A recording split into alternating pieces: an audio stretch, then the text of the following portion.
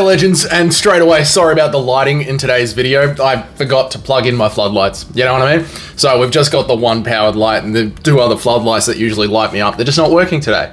And I figured it was better to have a video than no video at all, you know what I mean? It's like an old fashioned. It's better to have something rather than nothing. So we're just gonna pump ahead. We're just gonna pump ahead with this video here. Lit up as it is, we'll be back to normal tomorrow. Now, what are we talking about here today? We're talking about the bloody lightweight division, mate, because I don't understand what the hell's going on with it and all the rumors that are coming out, yeah? Lightweight is meant to be the best division, if not the best division in the UFC. Meant to be, right? It is by far the most stacked talent pool around the world, with most of the fighters in the world falling into the lightweight, welterweight, featherweight division, sort of culminating around lightweight, yeah?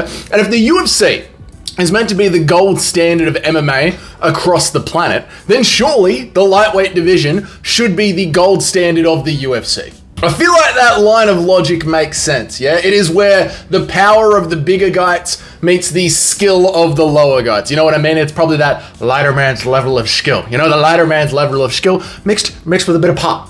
Bit of pop from the bigger guys. Bit of pop. Anyway, here we are right now, 2025, and we seem to have nothing to do for the UFC lightweight champion Islam Makhachev. Nothing to do. And it's all because Dana White has just decided that Arman Tsarukyan could have taken a cortisol injection into his ass and kept on fighting through whatever injury he was having. You know, he seems to say the guys from the PI and Helen, she's just the best in the world. He was down there with Arman Tsarukyan and he chose not to fight. I wouldn't want anyone to ever fight injured, but he chose not to fight. So back to the fucking line. Back to the line, he'll have to rebuild. I'd love to know what Arman Tsarukyan's injury actually was. Like, how bad was it to cause him to pull out? But how not bad was it to make Dana White just rage quit on the UFC lightweight division this badly? And what I mean by that is we've got contenders in the lightweight division, but we're just refusing to matchmake them properly, and I don't understand why. Like, there is bubbling going on in the lightweight division. There are a bunch of contenders. Sure, some of the contenders have had some losses, but that is MMA. We're fine with losses. What we do is we put two guys coming off a loss and we allow them to start rebuilding, you know what I mean? And also like Paddy Pimblett, not coming off any losses, but Paddy's just sitting around with nothing announced. Why? Jarlin Turner's still there, just like, let's get some action going around him. Rafael Fiziev is finally coming back off his injury. Why is he not slated to fight Gamrot? Yeah? Gamrot's just had a loss. He was looking like a world beater or a world sleeper, like he was putting the world to sleep out there. But why is that rematch not official? It's rumored. There are things that are rumored that are going on, but it's not on, like on Fiziev's Tapology, there's nothing there yet. Yeah, and Tapology usually has better card placements more correctly than the UFC website does. I trust Tapology more than the UFC. Yeah, so let's get these people matched up. Yeah, like why? It's not like lightweight is just full of old heads like people keep saying it is, yeah? Then, of course, there's lightweight Max Holloway. Lightweight Max Holloway. Yes, he just lost to Arman Tsarukyan, but in lightweight, he is coming off a win off the guy that was the number one guy. Like, if Gaethje versus Holloway hadn't have happened, Gaethje is the number one contender. Instead, what we've got going on at lightweight is just rumors, weird, nonsensical rumors, completely mismatched rumors going on. Like, what are we talking about here? It should be Islam Makhachev versus Arman Tsarukyan, not Arman Tsarukyan versus Michael Chandler, which is what is doing the rounds today. The fact that Arman Tsarukyan versus Michael Chandler is even being discussed is disgusting to me. It really is. Like, Chandler is coming off, what is it, 1,000 losses in the UFC lightweight division. Arman Tsarukyan is still the number one contender in the lightweight division. He's still the number one contender. If Chandler gets a good matchup anywhere in the top 7, yeah, that is beyond anything that we've ever seen when it comes to Dagestani privilege. This is like a whole new level of straight up Dana White wrestling American privilege, yeah? Like Bot Nickel just getting ranked on a Tuesday for no reason privilege, yeah? American wrestling privilege. Colby Covington getting another title shot privilege. Just straight up American privilege. Like, honestly, you Americans have got a real set of balls, yeah? Saying the Dagestanis have privilege, considering how much you lot get from the UFC. Sean O'Malley is just kept on ice for his consistent and repeated title shots attempts. Like, shut up about Dagestani privilege if you're from the USA. But anyway, I digress, or I regress, as Strickland likes to say. And I've seen people say, don't worry about Arman Tsarukyan versus Michael Chandler. Don't worry about it. It's an easy win for Tsarukyan, dude. But like, what if something goes wrong? This is MMA. Anything can happen out there. We see odds now essentially every weekend of like 10-1 odds, and there are upsets, yeah? What if somehow Chandler goes into this 100% with all the time off that he's had? I know it's impossible and Chandler is...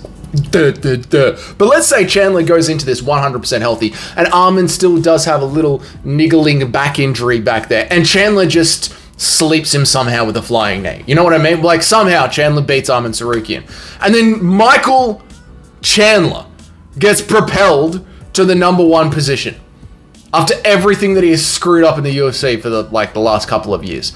And then you've got other ridiculous rumors of Islam Makhachev versus Ilia Topuria. Like, why? Honestly, why? Why ruin Topuria like that? Why? Islam Makhachev will just kick his head clean off. He's taller than him. And he'll elbow through the middle and cave in Topuria's skull. Islam is so much bigger than Ilia Topuria. No amount of light man skill, a little bit of pop. No amount of that is going to save him. Delusional.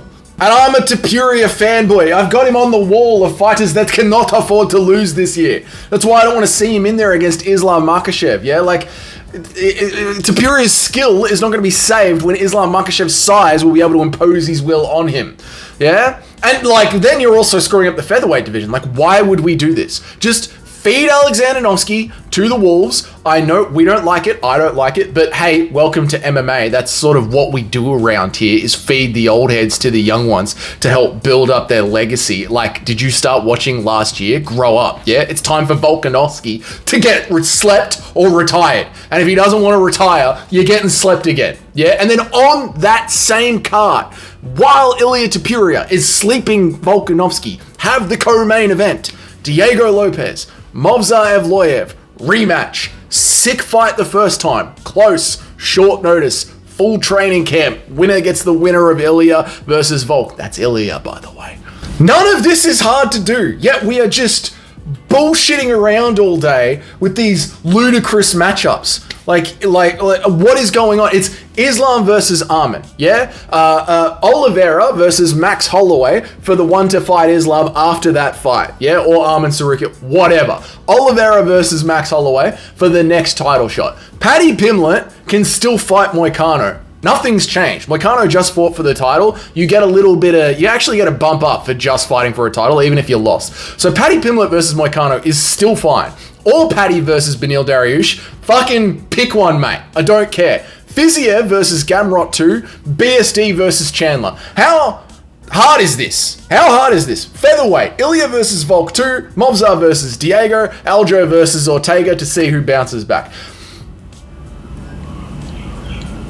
Thank you. You're done. I've cooked. There it is. All right. Easy as that. Stop fucking around talking about Arman Tsarukyan versus Michael Chandler and Islam Makhachev versus Dricus du Plessis. Shut the fuck up and lock in UFC.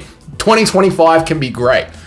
My God. Right, that's that. If this is your first time around here, g'day, my name is Dougie. I try and make an MMA video every day of the week, Monday through Friday.